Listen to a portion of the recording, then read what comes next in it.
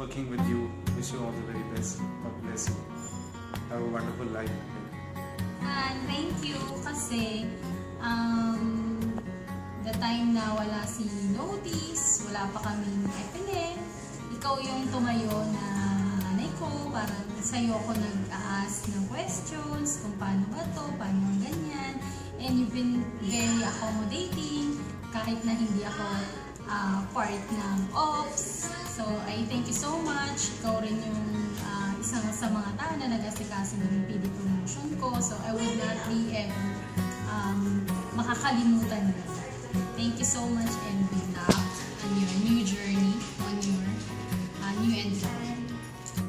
Good luck and see you around. Ingat! Thank you and good luck, Miss Anne! Boss, ang daming message na dito. Siguro mga pang-apat na yung message to sa'yo.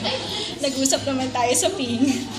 So, thank you so much po. Pasensya sa lahat ng mga mali kong reports. Alam ko naman naiintindihan niyo yun. So, tulad nga ng sinabi ko, muli. So, hanggang sa muli. So, yun na po. Maraming salamat. Kaya nga pala ako naka-green dahil gusto ko tayong i-congrats sa certification na ng Green Belt. Galing! Ayun, tsaka good luck ulit sa iyong future endeavors.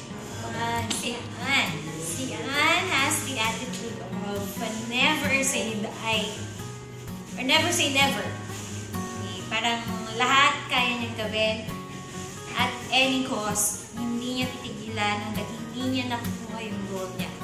So, thank you Anne for